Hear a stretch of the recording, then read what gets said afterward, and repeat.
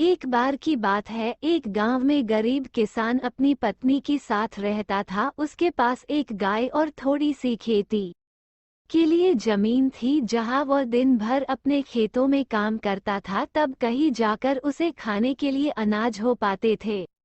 इस तरफ से किसान अपना किसी तरह जीवन गुजारा करते थे, जिस कारण से किसान की पत्नी हमेशा अपने भाग्य और भगवान को कोसती रहती थी कि ना जाने किस जन्म का पाप इस जन्म में भरना पड़ रहा है, जो कि गरीबी में जीवन जीना पड़ रहा है।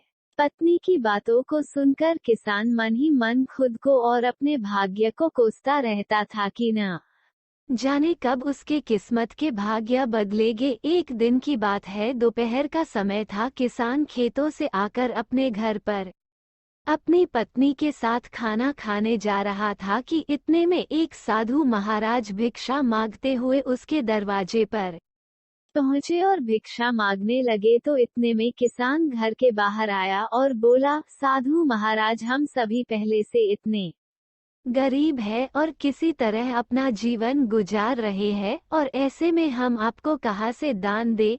हमारा साथ तो ऊपर वाला भी छोड़ चुका है। गरीब किसान की बात सुनकर साधु महाराज उसके स्थिति को समझ चुके थे और बोले, क्या तुम सच में अपने को गरीब मानते हो? ईश्वर पर से तुम्हारा विश्वास उठ गया है ना? तो साधु की बातों को सुनकर हामी भर दी और किसान बोला, हाँ महाराज, हमारे साथ कुछ ऐसा ही है। अब आप ही चाहो तो आपके आशीर्वाद से शायद हमारी किस्मत बदल जाए। तो किसान की यह बात सुनकर साधु महाराज ने कहा, ठीक है, जैसा हम कहते हैं ठीक वैसे ही करते जाओगे। तो गरीब किसान बोला, क्या करना होगा हमें जिससे हमारे अच्छे दिन आ जाए और हमारी गरीबी दूर हो जाए? तो साधु महाराज बोले, ठीक है, आज से वह काम करना पड़ेगा जिससे ईश्वर तुमसे प्रसन्न हो। सबसे पहले अपने गाय को बेच दो और गाय के बदले मिले पैसों से अनाज खरीद कर ले आना। साधु की यह बात सुनकर किसान भौचक्का रह गया। उसके पास अपनी खेत की जमीन और एक यही गाय तो सहारा है, इसे भी बेच देगा तो फिर करेगा क्या? तो साधु उसे समझाते हुए बोले, अगर मेरे बताए हुए रास्ते पर चलने से तुम्हारा कुछ भी नुकसान होता है तो उसकी भरपाई मैं कर दूंगा। अब जो कहता हूँ वैसा करते जाओ। तो किसान फिर आधे अधूरे मन से डरते डरते अपनी गाय को बेच आया और उन मिले पैसों से खाने पीने का राशन ले आया। और फिर साधु के कहने पर किसान और उसकी पत्नी ने मिलकर भोजन तैयार किए, जिसके बाद वे राहगीर चलते हुए लोगों को बुलाने लगे और भगवान के प्रसाद के रूप में भोजन करने का आग्रह करने लगे। फिर जो भी उधर से गुजरता गरीब किसान उन्हें भरपेट भोजन कराते, जिससे राहगीर काफी खुश होते और फिर उन्हें इस नेक कार्य के लिए ढेर सारा आशीर्वाद और अपनी इच्छानुसार धन भी देते, जिससे वे फिर से मिले इन पैसों से लोगों को भोजन कराए। इस तरह साधु महाराज के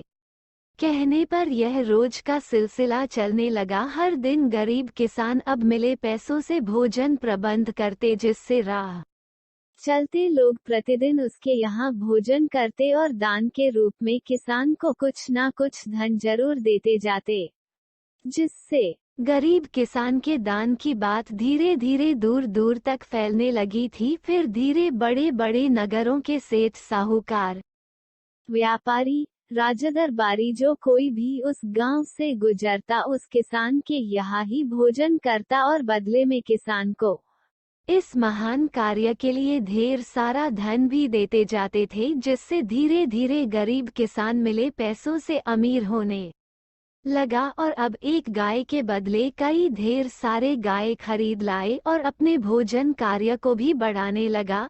अब किसान मन ही मन खुश होने लगा था। उसे अपने बदलते किस्मत पर भी भरोसा होने लगा था, जिसे देखकर साधु महाराज किसान का हाल पूछते हुए बोले, अब बताओ, तुम भी वही गरीब किसान हो, यहाँ भी दिन रात मेहनत करते हो और ईश्वर के बताए गए पुण्य के मार्ग पर चलते हुए लोगों को भोजन कराते हो, जिससे अब ईश्वर भी तुमसे प्रसन्न है। पहले जहाँ खुद के लिए मेहनत करते थे, खुद के लिए ही सोचते हैं, लेकिन अब दूसरों के भलाई के बारे में सोचने लगे हो, तो ईश्वर भी अब तुम्हारे इस नेक कार्य में तुम्हारा साथ देते हैं। यानी हम सभी ईश्वर को कोसते तो जरूर है, लेकिन ईश्वर के बताए मार्ग पर चल नहीं सकते। ईश्वर से पाने के लिए हर कोई इच्छा तो रखता जरूर है, लेकिन पहले ईश्वर के आशीर्वाद पाने के लिए खुद को वैसा बनाना पड़ता है। यानी हम जैसा करते हैं, हमारे कर्मों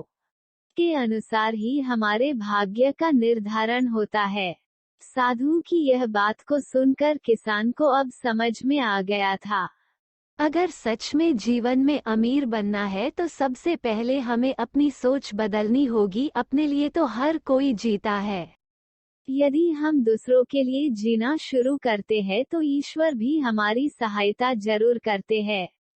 कहानी से शिक्षा। इस कहानी से हम सभी को यही शिक्षा मिलती है कि हमें अपने भाग्य और किस्मत के भरोसे रहकर खुद को कोसने के बजाय हमें लोगों के लिए यदि जीना शुरू करते हैं तो निश्चित ही ईश्वर हमारे साथ हमेशा होता है। और ऐसा हम तभी कर सकते हैं जब हम अपनी सोच से बाहर निकलकर दूसरे के लिए जीना शुरू करते हैं। हमारे समाज में ऐसे अनेक महापुरुषों के उदाहरण मिल जाएंगे तो कि इस समाज के लिए जिए, जिस कारण से उन्हें हर कोई जानता है।